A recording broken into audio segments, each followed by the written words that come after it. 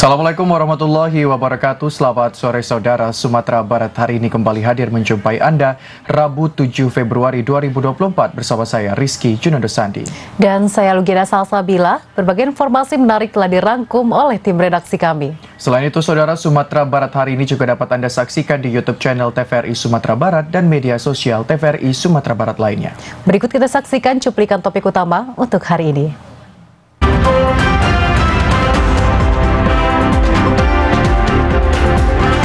Rumah Sakit Jiwa HB Saanin Padang siapkan layanan rawatan kejiwaan caleg. MUI Padang himbau PKL urus sertifikat halal.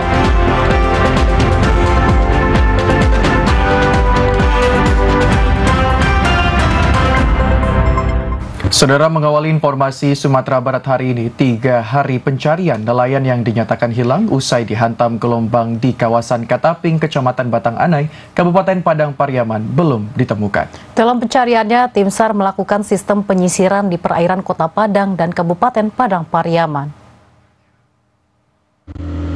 Hingga hari ketiga, 1 orang nelayan atas nama Wino yang dinyatakan hilang usai kapalnya dihantam gelombang tinggi di perairan Ketaping, Kecamatan Batang Anai, Kabupaten Padang Pariaman masih belum ditemukan. Tim SAR gabungan Basarnas, BPBD, TNI Polri dan dibantu masyarakat telah berupaya menyisiri perairan Kota Padang dan Kabupaten Padang Pariaman. Tim SAR gabungan juga melakukan pemeriksaan pulau-pulau kecil yang berada di perairan Kota Padang dan Kabupaten Padang Pariaman. Namun pencarian hari ketiga masih belum membuahkan hasil. Pencarian terhadap Wino dilanjutkan kembali tadi pagi dan masih dengan sistem penyisiran perairan serta memeriksa pulau-pulau terdekat di sekitaran wilayah Kota Padang dan Kabupaten Padang Pariaman.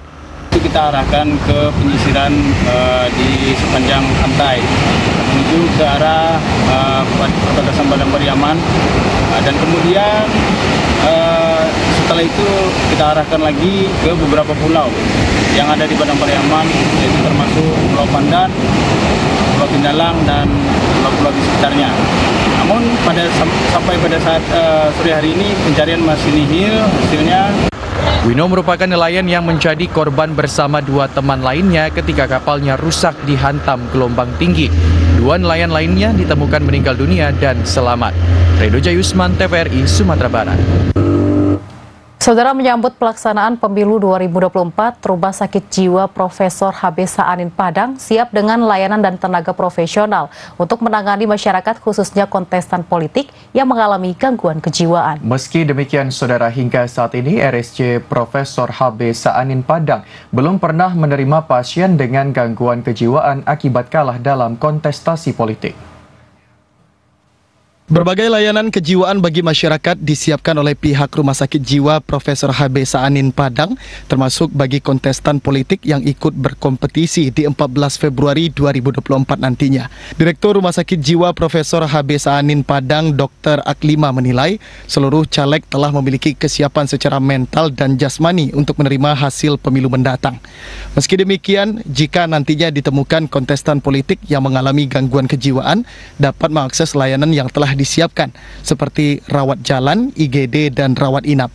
Tidak hanya layanan, Rumah Sakit Jiwa Profesor HB Saanin Padang juga menyiapkan sejumlah tenaga profesional untuk mengatasi masalah kejiwaan, yakni 10 orang psikiater, 4 orang psikolog klinis, 3 orang tenaga spesialis keperawatan jiwa, dan 180 tenaga perawat yang terlatih untuk penanganan gawat darurat psikiatri.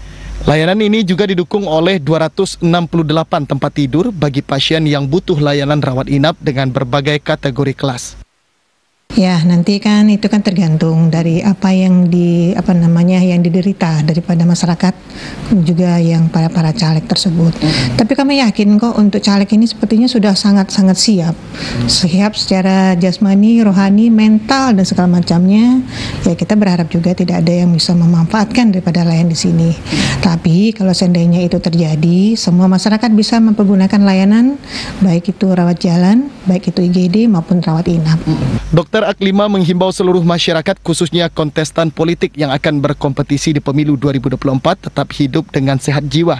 Hingga saat ini, Rumah Sakit Jiwa Profesor HB Saanin Padang belum pernah menerima pasien gangguan jiwa akibat gagal dalam kontestasi politik. Irwan Santoso, Joni Bakri, TVRI Sumatera Barat.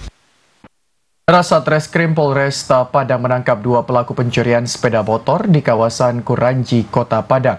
Kedua pelaku ditangkap usai aksi pencurian yang terekam kamera CCTV di kawasan Universitas Negeri Padang. Inilah rekaman CCTV di kawasan Universitas Negeri Padang yang memperlihatkan 2 pria mencuri 1 unit sepeda motor yang terparkir. Berdasarkan rekaman CCTV tersebut dan laporan pemilik kendaraan, pihak kepolisian langsung melacak dan mengetahui keberadaan kedua pelaku. Kedua pelaku berhasil ditangkap di rumah masing-masing di wilayah Kuranji, Kota Padang.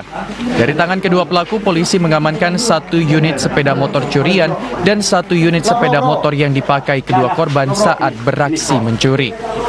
Untuk proses lebih lanjut, kedua pelaku beserta barang bukti dibawa ke Mapolresta Padang untuk pemeriksaan lebih lanjut. Berdasarkan hasil penyidikan pihak kepolisian, kedua pelaku nekat mencuri untuk memenuhi kebutuhan ekonominya karena kedua pelaku tidak memiliki pekerjaan. Benar, beberapa hari yang lalu tim aligator Polsek Padang Utara dari Polresta Padang telah berhasil menangkap 2 orang pelaku yang diduga melakukan pencurian kendaraan bermotor yang TKP-nya di UMP. Kemudian alhamdulillah barang bukti beserta alat yang digunakan untuk melakukan pencurian sudah berhasil kita amankan. Akibat perbuatannya, kedua pelaku terancam dijerat dengan pasal 363 KUHP tentang pencurian dengan ancaman hukuman di atas 5 tahun penjara. Redo Jayusman, TVRI, Sumatera Barat. Informasi lainnya, Saudara, Kementerian Agama Republik Indonesia mewajibkan seluruh UMKM dan pedagang kaki lima memiliki sertifikasi halal mulai 17 Oktober 2024. Untuk itu, Dinas Koperasi dan UMKM Sumatera Barat menghimbau pelaku UMKM agar segera mengurus sertifikasi halal secara mandiri dengan pendampingan dari pendamping proses produk halal atau P3H. Pemerintah melalui Kementerian Agama mengingatkan pengusaha makanan minuman termasuk dari UMKM dan pedagang kaki lima wajib bersertifikat halal paling lambat 17 Oktober 2024. Badan Penyelenggara Jaminan Produk Halal menegaskan ketentuan itu juga berlaku untuk semua pelaku usaha dari mikro, kecil, menengah, dan besar, termasuk UMKM dan pedagang kaki lima khususnya makanan dan minuman, jasa sembelihan yang berkaitan dengan makanan dan minuman.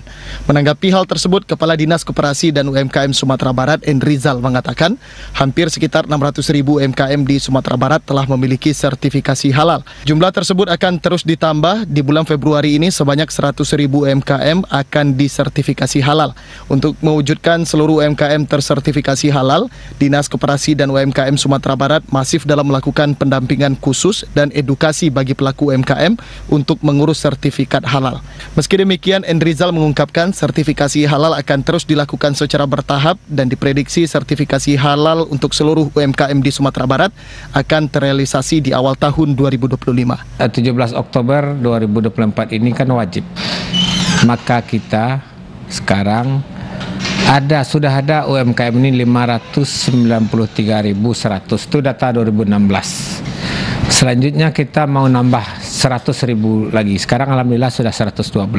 Jadi kita perkirakan itu akan mencapai sekitar 675.000. Maka ini mungkin baru sampai sekitar 8% yang telah sertifikasi halal.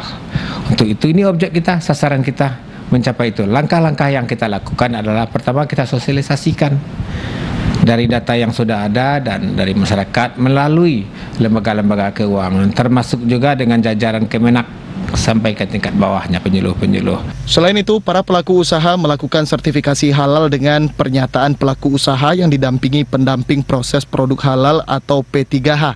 Sertifikat halal gratis atau CHT ini ditanggung oleh APBN, APBD, CSR, bank, dan yang lainnya. Untuk mendaftar, pelaku usaha bisa mengakses layanan si halal melalui link bpjph.halal.go.id atau ptsp.halal.go.id. Irwan Santoso, Joni Sartika, TVRI, Sumatera Barat. Sementara itu, Saudara, MUI Kota Padang mengimbau para PKL terutama yang bergerak di bidang konsumsi seperti makanan dan minuman dapat segera mengurus sertifikasi halal. Pedagang perlu memperhatikan produk dagangan yang sesuai dengan syar'i mulai dari bahan baku, pengolahan hingga penjualannya. Majelis Ulama Indonesia Kota Padang mengimbau para pedagang kaki lima, terutama yang bergerak di bidang konsumsi masyarakat, seperti makanan dan minuman, untuk dapat mengurus sertifikat halal yang diwajibkan oleh pemerintah. Pedagang diminta dapat mengindahkan cara berdagang yang sesuai dengan syar'i, mulai dari bahan baku, penyembelihan, pengolahan, penyimpanan, hingga penjualan dan dikonsumsi oleh masyarakat. Ketua MUI Kota Padang Japeri Jarab mengatakan, sesuatu yang masuk ke dalam tubuh manusia tidak halal dapat berpengaruh terhadap pemikiran dan lahir tingkah laku yang tidak sesuai dengan konsep syar'i. MUI berharap hal tersebut menjadi perhatian bagi semua pihak, tidak hanya penjual tetapi juga pembeli. Ketua MUI Kota Padang menyebut pengurusan sertifikat dan label halal dapat diurus ke MUI Provinsi Sumatera Barat. Untuk itu, para pedagang didorong melakukan pengurusan sehingga dapat mengantongi label halal dari produk yang dijual dan akan dikonsumsi oleh masyarakat. Sertifikat halal menjadi kewajiban bagi para pelaku usaha untuk mensertifikasi produknya, mengingat pemerintah memberikan batas akhir untuk mengurus sertifikasi halal hingga 17 Oktober 2024. Bima Prasetya, Joni Sartika, TVRI Sumatera Barat. Saudara, akibat erupsi Gunung Merapi, kualitas gula tebu di Bukit Batabuah, Kecamatan Canduang, Kabupaten Agam menurun. Kondisi ini membuat harga jual gula tebu anjlok di pasaran. Sejumlah petani tebu yang memproduksi gula tebu di Kenagarian Bukit Batabuah, Kecamatan Canduang, Kabupaten Agam mengeluh karena kualitas gula tebu yang semakin menurun akibat terdampak erupsi Gunung Merapi yang membuat warna air dari tebu berubah menghitam. Salah seorang petani, Salman, mengatakan saat ini harga gula tebu anjlok di pasaran. Sebelumnya harga 1 kg dari Rp18.000 kini turun menjadi Rp12.000 per kilogramnya. Abu yang terus mengguyur juga menyebabkan tebu menjadi rapuh dan mudah patah. Petani juga banyak yang takut untuk pergi berkebun karena erupsi Gunung Merapi, sehingga perkebunan banyak dibiarkan dan bahkan memilih untuk tidak memanen dan memproduksi gula tebu. Kendati demikian, banyak dari petani yang bermukim di lereng Merapi memilih untuk tetap memproduksi gula tebu karena menggantungkan ekonominya dari hasil penjualan tebu. Salman berharap ke depannya Merapi bisa kembali tenang dan tidak lagi erupsi. Dari Kabupaten Agam, Jeffrey Wahyudi, TVRI Sumatera Barat. Saudara, tetaplah bersama Sumatera Barat hari ini. Usai jeda pariwara berikut, kami akan menyajikan informasi menarik lainnya, di antaranya tentang 6 agenda pariwisata Sumatera Barat masuk Karisma Event Nusantara 2024. Informasi selengkapnya sesaat lagi.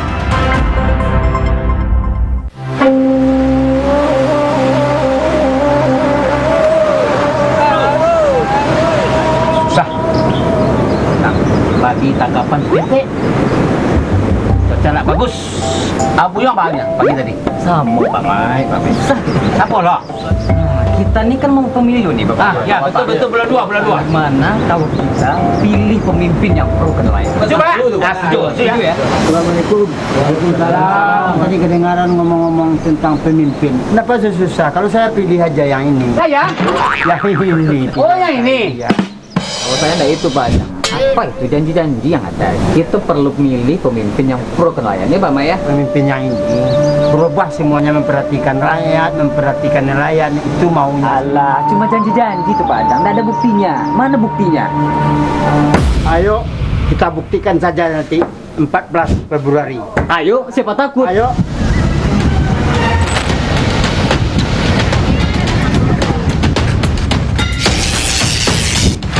Saya dulu Pak Mai.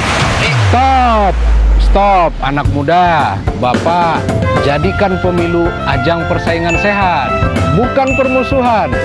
Ayo, sukseskan pemilu tahun 2024. Pemilu damai, bangsa bersatu.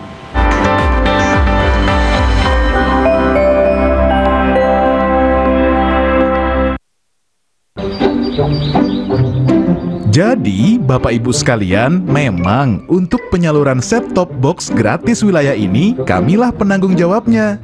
Benar, LPS lah yang berkomitmen menyediakan bantuan STB untuk rumah tangga miskin. Perkiraan jumlah rumah tangga miskin 6,7 juta. Ini sesuai PP 46 tahun 2021. Kominfo pun juga ikut dalam penyaluran STB. Pemerintah mempersiapkan sekitar 1 juta bantuan STB. Walah, jadi wilayah ini tanggung jawab TV swasta. Iya. Nah, jika Bapak Ibu ingin memantau info penyaluran STB, bisa lihat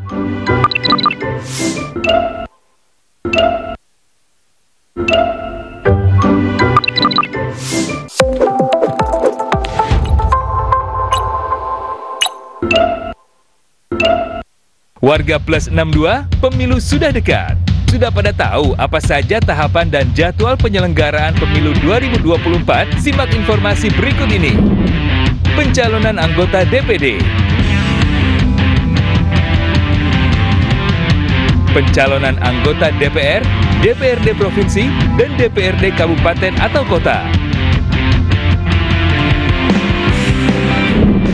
Pendaftaran bakal calon presiden dan wakil presiden. Pengusulan bakal calon pengganti atas hasil pemeriksaan kesehatan. Penetapan pasangan Capres-Cawapres. Penetapan nomor urut pasangan calon. Masa kampanye pemilu. Masa tenang. Pemungutan suara. Penghitungan suara. Rekapitulasi hasil penghitungan suara. Suara rakyat, suara pemilu.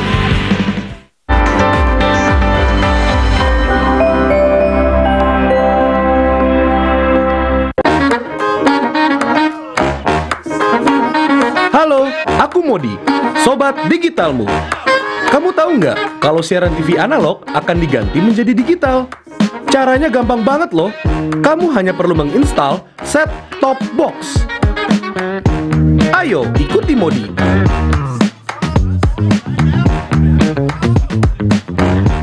Siaran TV digital membuat gambar televisimu menjadi lebih bersih.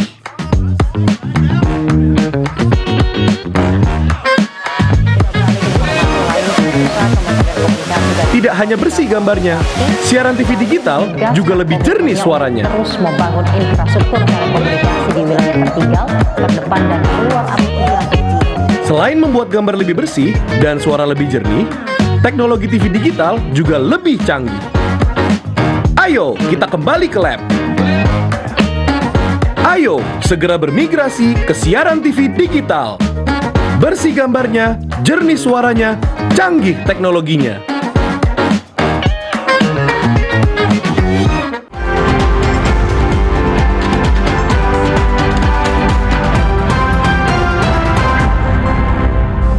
Saudara, Anda kembali di Sumatera Barat hari ini. Pemerintah Provinsi Sumatera Barat mendorong seluruh kabupaten dan kota untuk dapat memasifkan upaya pengurangan, pemilahan, dan pengolahan sampah. Sehingga hal tersebut diharapkan dapat mengurangi jumlah timbunan sampah di TPA yang ada. Karena sebagian besar TPA yang ada di Sumatera Barat masih menggunakan metode pengolahan sanitary landfill.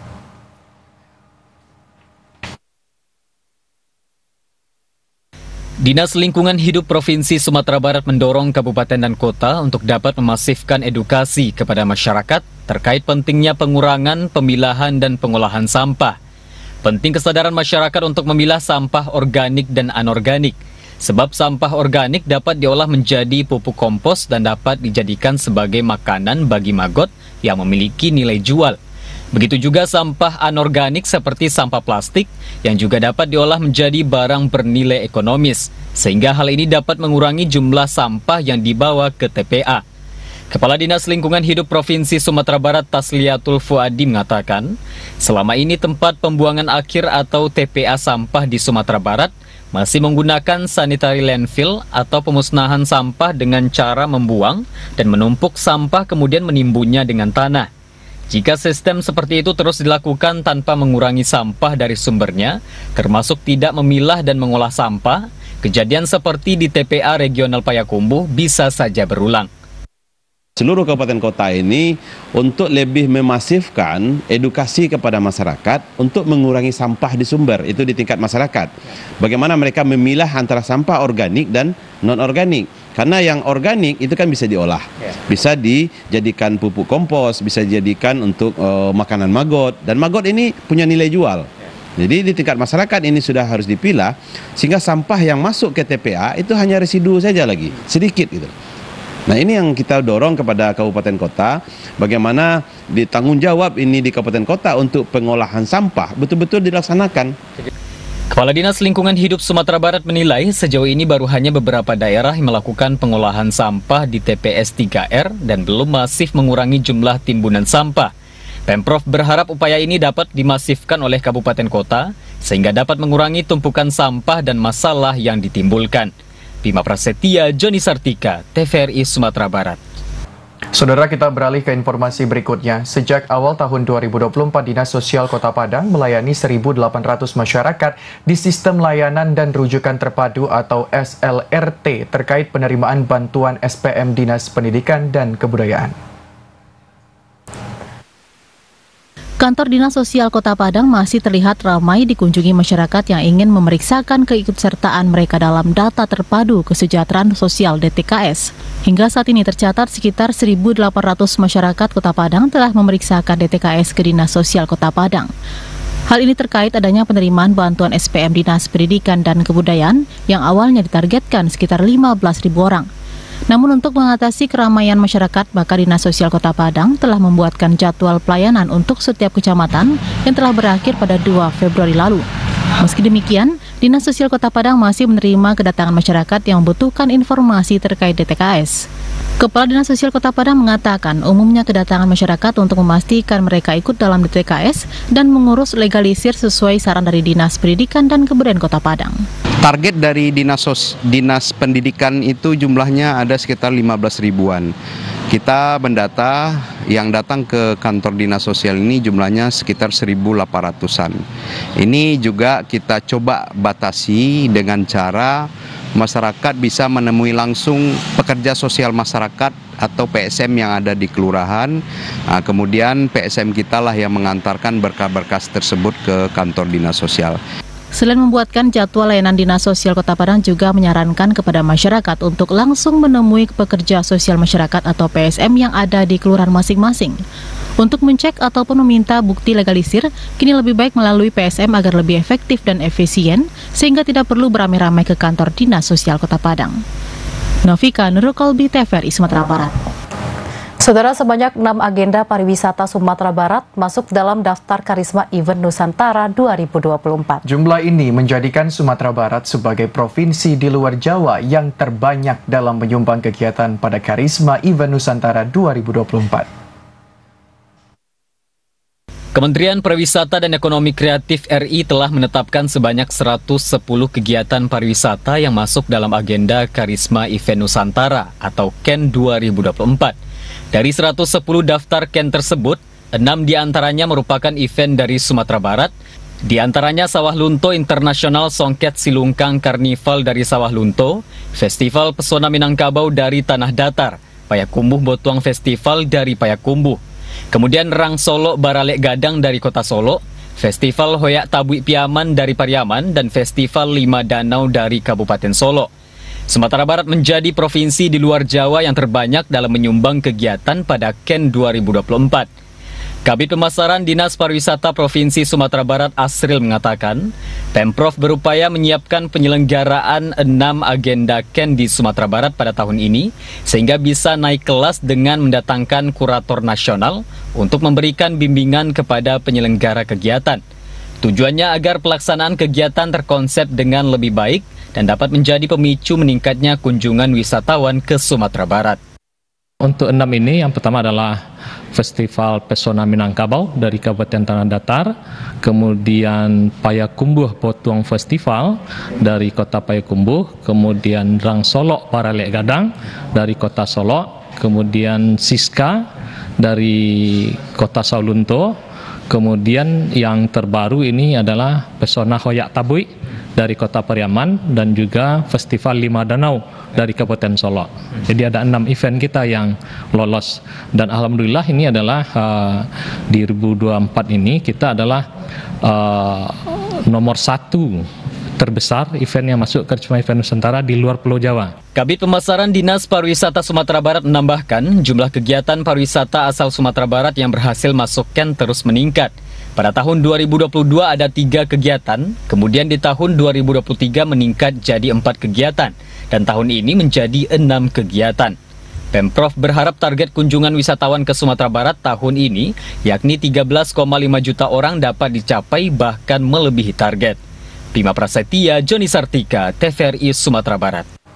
Saudara, guna menyukseskan pemilu tahun 2024, ratusan pemilih pemula melakukan perekaman IKTP di sekolah. Kegiatan ini merupakan upaya jemput bola dan mendekatkan kelayanan kependudukan bagi siswa yang telah memiliki hak suara di pemilu 2024. Ratusan pemilih pemula di MAN 1 Kota Padang melakukan perekaman IKTP. Perekaman IKTP merupakan kolaborasi pihak sekolah dan Disduk Capil Kota Padang guna percepatan dan upaya jemput bola perekaman IKTP bagi siswa yang telah mempunyai hak pilih di pemilu 2024. Kepala MAN 1 Padang Marliza mengatakan, perekaman IKTP difokuskan bagi siswa kelas 12 dan kelas 11 yang telah berusia 17 tahun namun belum memiliki KTP. Sementara bagi siswa yang telah memiliki KTP akan diakomodasi dalam mengakses identitas kependudukan digital sehingga dapat memudahkan pemilik KTP dalam menggunakan data kependudukan secara digital. Ditargetkan 290 siswa MAN 1 Padang yang telah memiliki hak suara untuk pemilu 2024 dapat melakukan perekaman IKTP hari ini. Dengan anak-anak kita yang sudah berusia 17 tahun, artinya mereka sudah punya hak untuk memilih di dalam kegiatan pemilu, maka tentu harapan kita, generasi muda kita, anak-anak kita khusus di MAN 1 Kota Padang, hendaknya mereka juga ikut terlibat secara langsung dalam kegiatan pemilihan umum ini yang tentunya tidak beberapa hari lagi. Jadi walaupun mereka tidak punya surat panggilan atau kartu ya yang diberikan melalui KPPS, mereka boleh atau bisa menggunakan KTP yang sudah mereka pegang, baik itu yang secara digital maupun yang secara manualnya nanti. Insya Allah nanti katanya akan diantar juga kartu KTP mereka ke sini dari Dukcapilnya. Sementara itu, salah seorang siswa, Hanif, mengatakan layanan ini sangat membantu dan memudahkan pemilih pemula dalam mendapatkan IKTP. Hal ini karena melalui layanan jemput bola, siswa tidak harus datang ke kantor Disdukcapil Kota Padang, tetapi cukup melakukan perekaman IKTP dan KTP akan diantarkan langsung oleh pihak Disdukcapil ke sekolah. Menurut saya bagi adanya layanan ini mempermudah kita siswa untuk mempercepat pembuatan KTP, tidak untuk susah-susah untuk kita pergi ke Capil, ngantri-ngantri lama. Jadi kita berterima kasih dengan adanya layanan Disduk Capil ini untuk datang ke sekolah, mempermudah siswa untuk membuat KTP. Ya lebih mudah sih Pak, soalnya kan saat pembuatan hari ini besoknya langsung dikasih gitu Pak. Kita nggak perlu ngantri-ngantri lagi ke Capil, nunggu-nunggu lama-lama Pak. Hingga saat ini Disduk Capil Kota Padang telah melakukan jemput bola hingga ke lebih dari 30 sekolah di Kota Padang dengan jumlah perekaman IKTP sekitar 8.000 siswa. Irwan Santoso, Joni Bakri, TVRI Sumatera Barat. Saudara, menggencarkan perekaman EKTP bagi pemilih potensial jelang hari pemilu tahun 2024, Dinas Kependudukan dan Catatan Sipil atau Disdukcapil Kabupaten 50 Kota mendatangi sejumlah sekolah agar ribuan pemilih potensial tidak kehilangan hak pilih mereka. Upaya untuk memastikan pemilih potensial di Kabupaten 50 Kota tidak kehilangan hak pilih dalam pemilu serentak tahun 2024, Dinas Kependudukan dan Catatan Sipil terus memaksimalkan perekaman IKTP. Selain membuka layanan di nagari serta hari libur, perekaman KTP elektronik ini juga dilakukan di sekolah-sekolah. Tingginya dukungan dari pihak sekolah diharapkan bisa terus diberikan untuk memastikan proses perekaman bisa berjalan maksimal. Disdukcapil Kabupaten 50 Kota berharap pemilu bisa berjalan sukses dan lancar, serta tidak ada pemilih yang kehilangan hak pilih mereka. untuk menunjang suksesnya pelaksanaan pemilu 2024. Ini di Capil terus menggencarkan dan meningkatkan pelayanan perekaman, baik itu ke sekolah-sekolah seperti SMA, SMK, MA, dan negari-negari. Alhamdulillah, antusiasme penduduk untuk melakukan perekaman cukup tinggi seperti yang ada saat ini. Kita berada di SMA 1 Harau, anak-anak sangat antusias untuk melakukan perekaman. Dinas Kependudukan dan Pencatatan Sipil terus mengimbau masyarakat termasuk pemilih pemula untuk memanfaatkan layanan perekaman ke sekolah maupun saat hari libur. Orang tua juga diminta mendorong agar anak-anak mereka untuk melakukan perekaman IKTP. Dari data Dinas Kependudukan dan Catatan Sipil Kabupaten 50 Kota, saat ini masih terdapat 4.000 pemilih potensial yang belum melakukan perekaman IKTP. Dari Kabupaten 50 Kota, demikian laporan Edward, TVRI, Sumatera Barat. Saudara, berikut kita ikuti informasi terkait tahapan pelaksanaan pemilu serentak tahun 2024 dalam segmen Cerdas Memilih.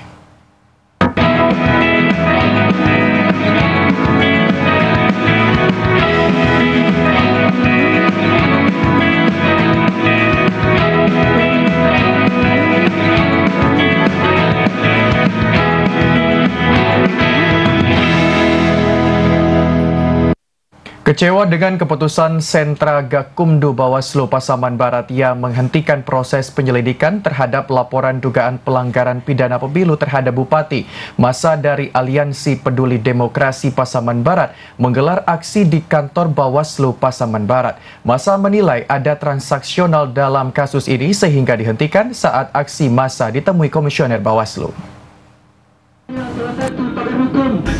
Kemarin siang, massa dari Masyarakat Peduli Demokrasi menggelar aksi di kantor Bawaslu Pasaman Barat. Massa kecewa dengan keputusan pleno Bawaslu dan Sentra Gakumdu yang menghentikan proses penyelidikan laporan dugaan pidana pemilu dengan terlapor Bupati Pasaman Barat. Massa menggelar orasi di depan kantor Bawaslu Pasaman Barat dan menilai pemberhentian proses penyelidikan itu diduga ada transaksional, sehingga ada unsur yang tidak sepakat bahwa terlapor tidak masuk kategori sebagai pejabat negara. Padahal ahli dan 2 unsur lainnya sepakat unsur tersebut terpenuhi. Salah seorang peserta aksi, Rido Kurnia, mengatakan alasan pemberhentian penyelidikan dengan alasan Bupati sebagai terlapor tidak memenuhi syarat sebagai pejabat negara dimaksud dalam pasal 547 Undang-Undang Nomor 7 Tahun 2017. Massa meminta Bawaslu dan Gakumdu bekerja maksimal dan tegak lurus karena menjadi harapan masyarakat dalam pengawasan pesta demokrasi di Pasaman Barat. Selama aksi, massa dikawal puluhan personil Polres Pasaman Barat. Bahwasanya ada perbedaan pendapat di antara 3 unsur tersebut, baik itu Bawaslu, baik itu kepolisian, dan juga kejaksaan, kawan-kawan semua. Tentu dengan beberapa tuntutan kita hadir di sini, bahwasanya kita meminta bahwasanya proses ini memang dilaksanakan dengan sesuai regulasi yang ada. Yang kedua, kita meminta bahwasanya Bawaslu Pasaman Barat tegak lurus untuk menjalani ataupun melakukan proses hukum yang dilakukan atas pelanggaran dilakukan oleh Bupati Pasaman Barat. Sementara itu, Komisioner Bawaslu Pasaman Barat, Laurensius Simatupang, menemui langsung massa menggelar aksi. Ia memberikan sejumlah penjelasan dan alasan diberhentikannya proses penyelidikan, termasuk perbedaan pandangan dari salah satu lembaga yang tergabung di Gakumdu. Diputuskan bersama Sentra Gakumdu karena ada salah satu unsur yang tidak sepakat, maka dalam hasil pleno kami adalah pleno yang tertinggi, dan bagaimana atas laporan itu tidak bisa kami teruskan ke tingkat sidik dan harus dihentikan. Aksi berjalan lancar dan aman. Massa membubarkan diri sekitar pukul 12 siang. Massa mengancam akan menggelar aksi lanjutan dengan jumlah massa yang lebih banyak, bahkan di lokasi berbeda, karena mereka menilai keputusan ini menciderai pengawalan proses pemilu di Pasaman Barat. Dari Kabupaten Pasaman Barat, demikian laporan Andika Disaputra, TVRI Sumatera Barat. Saudara, pelayanan pendaftaran data pemilih tambahan atau DPTB untuk pemilu 14 Februari 2024 hari ini berakhir. Masyarakat diimbau untuk memanfaatkan kesempatan ini agar dapat menggunakan hak pilihnya pada hari pencoblosan. Jajaran KPU Kabupaten Agam menghimbau masyarakat untuk segera melaporkan diri ke Panitia Pemilihan Kecamatan atau KPU, terutama yang sedang menjalani tugas pada saat hari pencoblosan pada tanggal 14 Februari 2024. Menurut Lizawati Fitri, Komisioner KPU Agam Divisi Perencanaan, Data dan Informasi, data pemilih tambahan selalu bergerak dan pada tanggal 7 Februari 2024 terakhir penetapannya. Data diperkirakan mencapai 2.000 pemilih di Kabupaten Agam. Untuk memastikan jumlahnya, data pemilih tambahan dapat diketahui secara pasti pada tanggal 8 Februari 2024 esok. Selain itu, jumlah daftar pemilih tetap atau DPT di Agam berjumlah 388.000 pemilih, dengan jumlah TPS mencapai 1.721 titik. Kita di KPU Kabupaten Agam masih membuka layanan DPTB, baik itu kita instruksikan ke tingkat PPS kita di Nagari ataupun PPK kita di kecamatan. Jadi masih bisa kita mengeksekusi untuk 4 kategori menjelang H-7. Yang pertama yaitu bertugas di tempat lain, yang kedua tertimpa bencana, kemudian sakit, dan yang keempat itu memberi tahanan lapas atau rutan. Liza menambahkan pihaknya terus mengajak masyarakat untuk berperan aktif dalam mensukseskan pemilu 2024. Saran dan masukan masyarakat sangat dibutuhkan dan diharapkan pemilu serentak pada 14 Februari 2024 berjalan aman, tertib dan damai. Dari Kabupaten Agam, demikian laporan Rudi Yudhistira, TVRI Sumatera Barat. Saudara, ratusan alat peraga kampanye berbagai bentuk yang melanggar aturan ditertibkan oleh tim gabungan Bawaslu. Sebagian besar APK yang melanggar terpasang di luar zona, terpasang di tiang dan pohon hingga berada di fasilitas umum. APK yang melanggar ini dibawa ke kantor Panwascam. Tim gabungan Bawaslu Pasaman Barat menertibkan ratusan alat peraga kampanye atau APK yang melanggar aturan. Penertiban dilakukan secara serentak di 11 kecamatan dan didukung oleh unsur TNI Polri, Satpol PP, Dinas Perhubungan, dan Lingkungan Hidup. Sebagian besar APK yang ditertibkan karena dipasang di luar zona, terpasang di tiang listrik, pohon, hingga di depan fasilitas umum. APK tersebut dibongkar tim dan dibawa ke kantor Panwaslu kecamatan masing-masing. Sebelum ditertibkan, Bawaslu sudah memberikan informasi kepada Parpol dengan surat dan koordinasi dengan KPU, sehingga APK yang masih melanggar harus ditindak oleh tim gabungan. Komisioner Bawaslu Pasaman Barat, Lorenzius Simatupang, mengatakan, tim Panwaslu dan PKD sudah menginventarisir APK yang melanggar dan akan dijadikan temuan. Pasca pleno, tim akan memberikan tindakan tegas. Data awal, ada sekitar 2.000 APK yang melanggar. Sebagian besar sudah ditertibkan, namun jumlah tersebut akan terus bertambah karena masih didata oleh tim.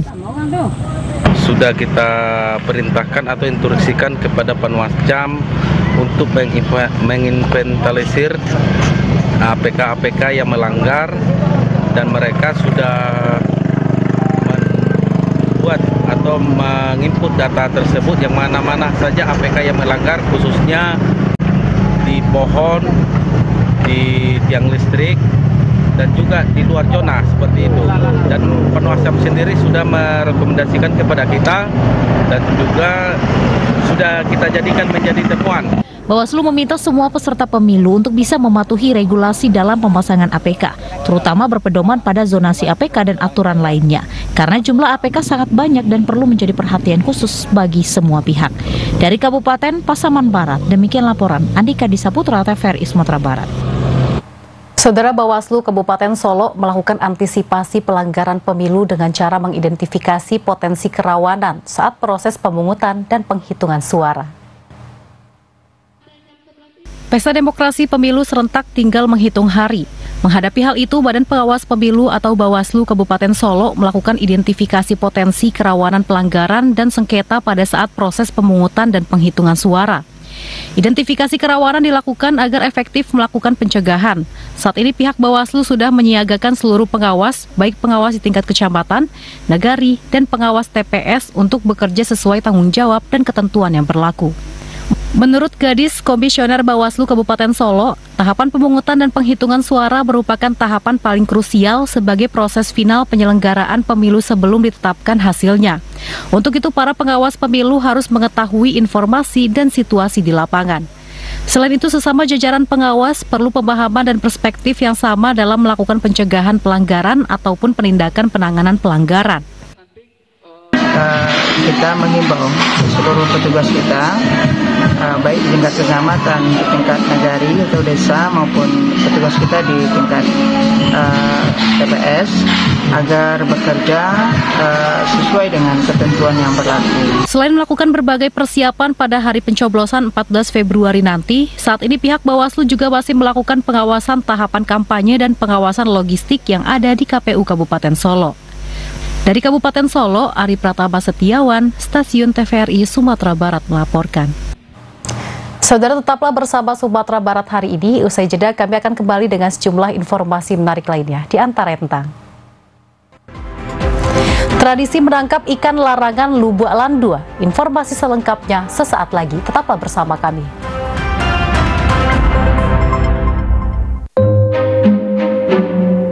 Anak si Mida, cucu Teh Roy. Nimpa kita sekali dah, Bu. Cincan stinting dulu ya, dah. Wih, sebenarnya santing kok.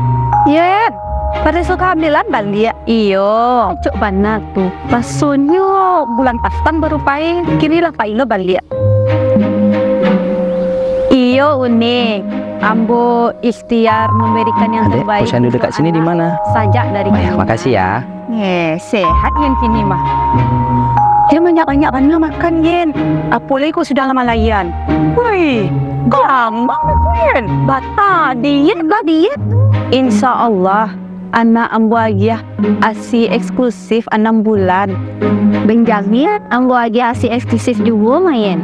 Sampai kini imunisasinya pun lengkap supaya anak sehat, cerdas kini hingga nanti. Betul sekali Ibu.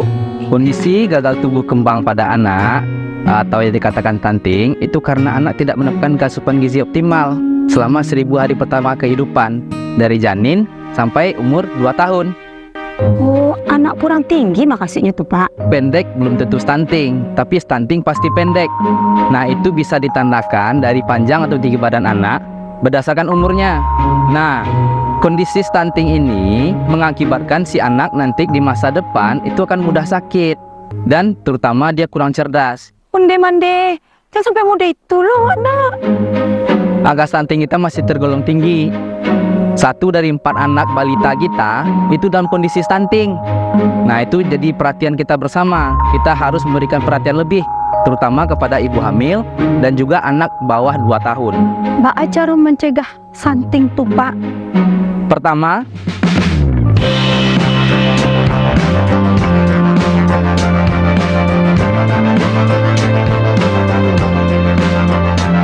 kalau adonan new diet supaya budi nyugol balik, mbak tuh Pak. Yo, ada pula tuh ibu yang tak nyo magi anaknya asi, mbak tuh Pak. Nah, ibu menyusui itu nak Bu harus mendapatkan cukup gizi, cukup makanan, karena dia tuh harus memberikan anak juga makanan melalui ASI mereka. Jadi kalau kita dietnya yang salah, kasihan kita sama anak kita Ibu. Oh gitu. Ya, pencegahan dan penanganan stunting itu jadi tanggung jawab kita bersama untuk menghadirkan sumber daya manusia yang unggul, menyongsong Indonesia Emas 2045. Yuk cegah stunting, anak sehat, masa depan cemerlang.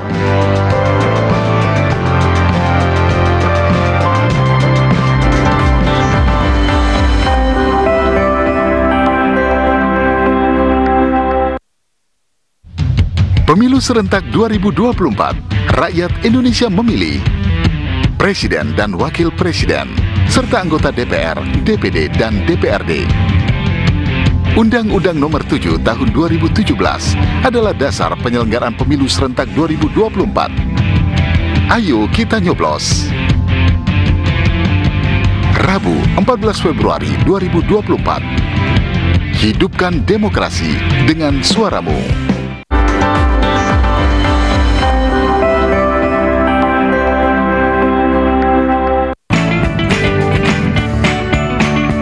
Gimana? Bersih dan jernih kan siarannya? Jangan khawatir, semua ini gratis. Bagi kamu yang masih menggunakan TV analog, cukup dengan satu langkah mudah. Untuk televisi yang sudah siap digital, cukup scan ulang siaran TV kamu untuk menangkap siaran TV digital. Banyak pilihan programnya, bersih gambarnya, jernih suaranya, dan canggih teknologinya. Ayo, kita beralih ke siaran televisi digital.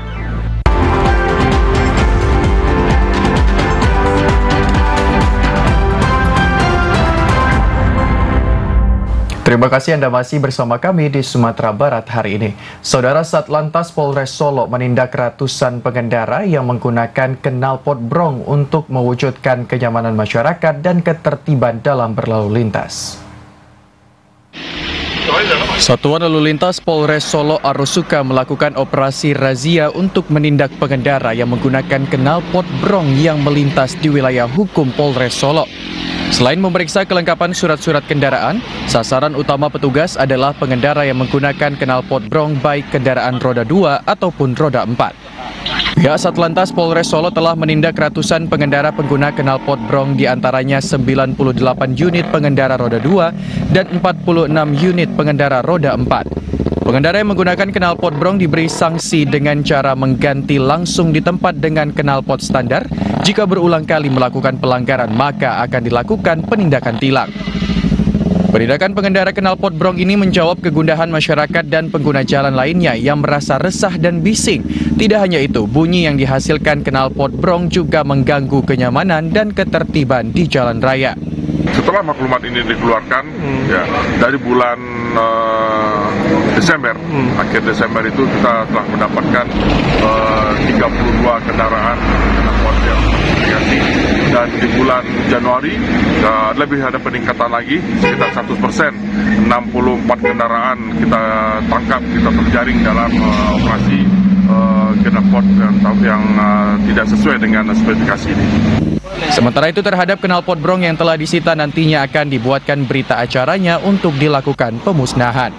Dari Kabupaten Solo, Ari Pratama Setiawan, Stasiun TVRI Sumatera Barat. Samsat Kabupaten Padang Pariaman bekerja sama dengan Satlantas setempat merazia penunggak pajak kendaraan bermotor. Dalam razia itu banyak kendaraan yang terjaring baik roda 2 maupun kendaraan roda 4, kendaraan angkutan barang dan truk.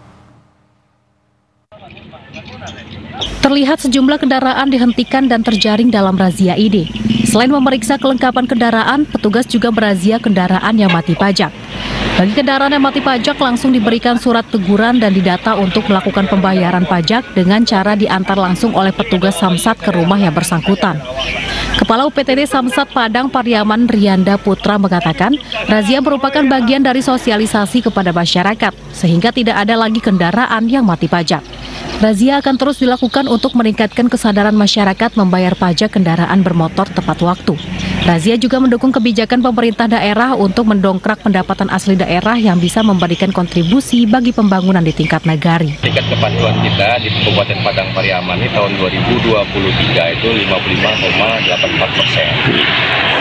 Untuk setelah kita sosialisasi, sekarang kami bersama jajaran Satlantas Polres Pariaman, Samsat, melaksanakan razia ini dengan maksud untuk mengedukasi masyarakat, menghimbau agar kendaraan yang belum melakukan pengesahan STNK segera melakukan pengesahan STNK. Samsat mengimbau masyarakat untuk taat terhadap aturan berlalu lintas dan pajak kendaraan bermotor, sehingga diharapkan di tahun 2024 rasio kepatuhan pajak masyarakat Kabupaten Padang Pariaman dapat meningkat dari yang sebelumnya 55,8%. Dari Padang Pariaman, Abdul Syahril, TVRI Sumatera Barat. Saudara, sepanjang Januari 2024 terjadi 30 kasus kecelakaan di wilayah hukum Polres Padang Pariaman dengan 3 orang meninggal dunia. Kecelakaan itu melibatkan berbagai jenis kendaraan dan didominasi oleh kendaraan roda 2. Satlantas Polres Padang Pariaman melakukan evaluasi kecelakaan lalu lintas di wilayah hukum Polres Padang Pariaman. Selama Januari 2024 telah terjadi 30 kasus kecelakaan dengan korban meninggal dunia 3 orang dan 44 orang mengalami luka-luka. Kecelakaan melibatkan berbagai jenis kendaraan dan didominasi oleh kendaraan roda 2. Kecelakaan tidak hanya disebabkan oleh kelalaian pengendara, melainkan juga akibat pelanggaran aturan berlalu lintas. Kecelakaan lalu lintas juga dapat awal dari pelanggaran kecil. Untuk itu pengendara diimbau melengkapi kelengkapan kendaraan seperti STNK, SIM, helm, safety belt, kaca spion, dan lainnya. Kasat Lantas Polres Padang Pariaman AKP Henrianto mengatakan untuk meminimalisir pelanggaran berlalu lintas, pihaknya melakukan berbagai upaya dalam menekan kasus kecelakaan. Di antaranya operasi cipta kondisi dan sosialisasi ke sejumlah tempat termasuk ke sekolah-sekolah. Kita melihat di bulan Januari itu 30 kejadian untuk korban meninggal dunianya itu 3. Jadi kalau di rata-rata perharinya ada 1 kejadian. Dominasi oleh roda 2. Roda 2 ya. Penyebab kecelakaan lalu lintas ini banyak faktor, Pak. Yang pertama adalah kelalaian, kemudian jalan, cuaca, dan lain-lainnya. Titik-titik rawan kecelakaan di wilayah hukum Polres Padang Pariaman diantaranya Batang Anai, Lubu Aluang, Kayu Tanam, dan Jalur 2 Bandara. Demikian laporan Abdul Syahril, TVRI Sumatera Barat. Saudara, sejak 6 bulan terakhir, hasil panen tandan buah segar kelapa sawit di Pasaman Barat menurun drastis. Petani mengaku tidak bisa berbuat banyak dan hanya melakukan perawatan dan berharap ke depannya hasil panen bisa meningkat.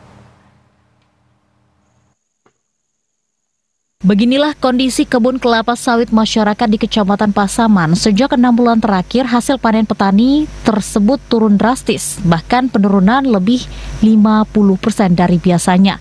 Petani sawit mengaku saat ini jumlah buah di pokok tidak banyak, bahkan beberapa pokok cenderung kosong atau baru mulai muncul dan diperkirakan bisa dipanen 6 bulan ke depan. Menurunnya hasil panen membuat pendapatan petani berkurang. Sementara itu harga TBS saat ini masih stabil, yakni sekitar Rp1.800 hingga Rp2.000 per kilogram di tingkat pedagang atau peron. Petani mengaku hanya bisa pasrah dan berharap hasil panen naik ke depannya. Doni, salah seorang petani, mengaku menurunnya hasil panen sawit terjadi merata, bahkan ke lahan perusahaan. Kondisi ini secara otomatis mempengaruhi pendapatan petani dan masyarakat Pasaman yang bergerak di sektor sawit. Dalam kondisi ini, warga berharap andil pemerintah, baik pengendalian harga atau edukasi di bidang sawit, agar hasil panen lebih baik ke depannya. Iya, kalau kita lihat untuk putaran tahun ini memang seperti itu, tidak terjadi di kebun masyarakat saja, itu perusahaan juga? Iya, termasuk perusahaan juga. Ini terakhir untuk harganya bagaimana sekarang, Pak? Alhamdulillah, kalau masalah harga masih standar? Ya, masih standar. Kisaran 18 atau 19 berapa? Ada yang 19, ada yang 18. Berdasarkan pantauan di lapangan, sebagian petani memilih melakukan pemupukan dan tanam ulang karena sebagian lahan kebun sawit sudah tua dan memasuki usia peremajaan karena produktivitasnya semakin menurun. Dari Kabupaten Pasaman Barat, demikian laporan Andika Disaputra, TVRI Sumatera Barat.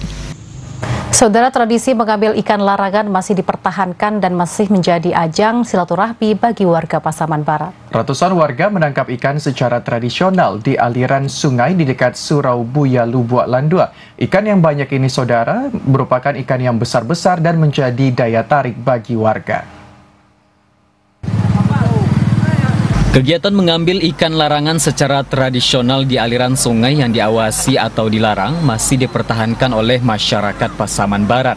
Kemarin ratusan warga berebut mengambil ikan di aliran sungai di sekitar Surau Buya Lubuak Landua. Ikan larangan tersebut diambil warga setelah 2 tahun sebelumnya ditunda akibat dampak bencana alam gempa dan longsor tahun 2022 lalu. Dan saat mencari ikan, peserta mendapatkan ikan yang banyak dan ukuran yang besar. Keturunan Buya Lubuak Landua Tuanku Alwindra mengatakan, tradisi ini berjalan lebih 160 tahun lalu. Biasanya 1 kali setahun ikan diambil dan dana yang terkumpul diberikan untuk kegiatan sosial dan membantu warga hingga pembangunan musola. Ikan jenis garing atau ikan air tawar paling banyak ditangkap dan aktivitas penangkapan hanya berlangsung hingga sore saja agar tidak mengganggu kelangsungan ekosistem ikan di aliran sungai. Berjalan sekitar 168 tahun, setiap tahunnya itu pembuka ikan larangan. Ini merupakan pesta masyarakat setiap tahunnya. Jadi kita tempatkan mereka ramai-ramai mengambil ikan dengan peralatan jala, jaring, dan tembak. Selain di Lubuak Landua, aktivitas pengambilan ikan larangan berjalan hampir di setiap kampung di Pasaman Barat. Ikan itu diambil dan hasilnya akan digunakan untuk proses pembangunan sosial dan kebutuhan masyarakat. Pengambilan ikan larangan juga bisa menyalurkan hobi dan ajang silaturahmi. Dari Kabupaten Pasaman Barat, demikian laporan Andika Adi Saputra, TVRI Sumatera Barat. Ya, saudara, pengrajin keripik berbahan dasar ubi di Kabupaten 50 Kota meningkatkan produksi karena harga ubi cukup murah. Saat ini pengrajin menghabiskan 1 ton ubi per minggunya. Sementara ketika harganya ubi mahal, pengrajin hanya menghabiskan 700 hingga 800 kg ubi. Harga ubi kayu murah berdampak terhadap meningkatnya produksi keripik ubi oleh pengrajin yang ada di Jorong Koto Baru, Nagari Batu Hampa, Kecamatan Akabiloro. Dalam seminggu, perajin bisa menghasilkan 1 ton ubi kayu sebagai bahan mentah. Berbeda dengan beberapa waktu sebelumnya saat harga ubi kayu Rp2.500 sampai Rp3.000 per kilogramnya. Pengrajin hanya mampu menghabiskan 700 hingga 800 kg ubi. Kondisi tersebut sangat berdampak pada usaha mereka. Mereka bisa terus memenuhi permintaan konsumen untuk kebutuhan keripik ubi di daerah Sumatera Barat, termasuk penjualan ke daerah Riau. Saat ini kebutuhan ubi kayu untuk produksi keripik masih didatangkan dari petani yang ada di Kota Payakumbuh, Kabupaten 50 Kota, serta dari Kabupaten Tanah Datar. Menurut perajin keripik, harga ubi kayu yang murah sudah berlangsung sejak beberapa bulan terakhir. Kondisi ini terjadi karena melimpahnya hasil panen petani, serta banyaknya perajin keripik yang mulai menanam sendiri ubi kayu untuk kebutuhan usaha mereka. Ini lebih murah ubi, mahal ubi. Berapa kilo balik ini, Mak? Ini 1.500 sekilo. Sebelumnya? Sebelumnya nomor 2.500. Catat lah seminggu 800 lah. 800 kini lah meningkat ke, Mak? Ya kini lah meningkat, ubi lah murah. Dengan harga bahan baku yang murah dan terjangkau, pengrajin keripik berharap kedepannya usaha mereka bisa terus berkembang dan bisa memenuhi permintaan keripik. Sebab jumlah pengrajin keripik ubi yang ada di Kabupaten 50 Kota cukup banyak. Perajin juga berharap agar kedepannya perhatian pemerintah daerah melalui OPD terkait bisa terus diberikan, sehingga usaha masyarakat bisa terus berkembang dan produk lokal bisa terus menopang kebutuhan masyarakat. Dari Kabupaten 50 Kota, demikian laporan Edward, TVRI Sumatera Barat. Saudara, informasi tadi sekaligus menutup perjumpaan kita pada hari ini. Saya Lugiana Salsabila. Dan saya Rizky Junando Sandi beserta kerabat kerja yang bertugas pamit undur diri. Terima kasih atas kebersamaan Anda. Wassalamualaikum warahmatullahi wabarakatuh. Selamat sore dan sampai jumpa.